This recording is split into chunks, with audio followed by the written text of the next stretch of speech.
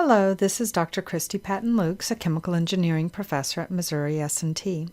In this video lesson for Design 1, we're going to be looking at separators. This is based on the textbook by Turton et al. So we're going to start with looking at binary distillation. And generally we assume constant molal overflow and use McCabe-Thiele to approximate the performance of a tower. And we do this by stepping off the stages, using the, operating lines. We get all of this wonderful information, but the reality is we know that the trays are not going to be perfect, and so therefore we're going to have efficiencies of trays that are a part of this design.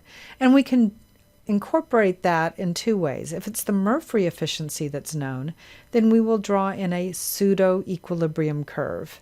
Between the operating line and the actual equilibrium curve, we come down a percentage based on the Murphy efficiency. If we have an overall efficiency, then we just count off the number of stages and divide by the overall efficiency and come up with an approximate number of stages and feed location.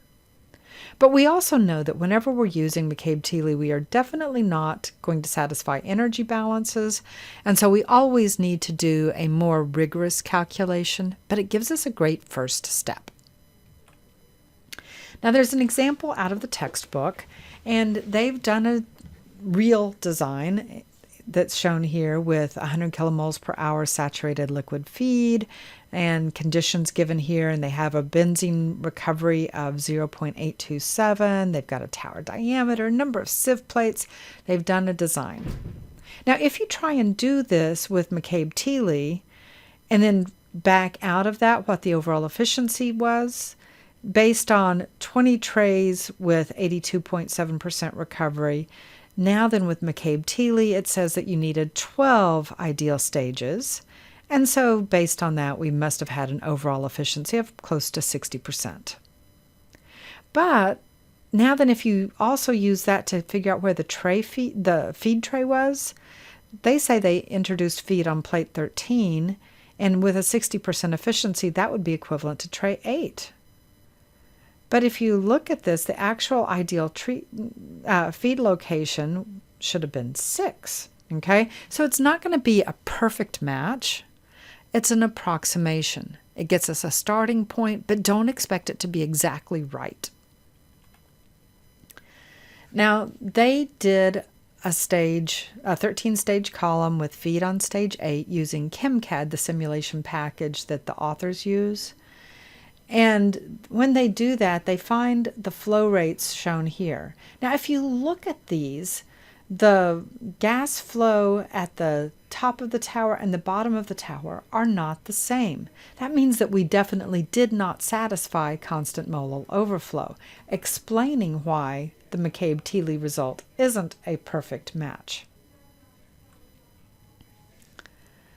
One other thing that they do in the book that is quite interesting is they look at graphs of results where they changed reflux rate and feed and recovery, gamma, as they use. So one thing, if you look at any one of these curves here where they have a fixed value of the recovery, as you increase the mole fraction of the composition, you're going to see that the necessary reflux rate is going to decrease. Okay? But the rate of decreases as Z increases. So it's curving, right?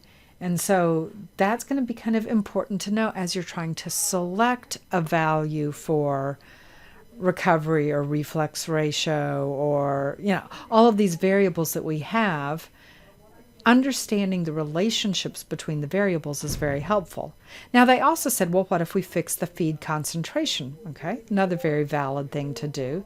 And if you look at that for a particular value of Z for the feed, as you go up, we're going to have as the gamma as we go to higher and higher curves here, the reflux increases in order to achieve that recovery.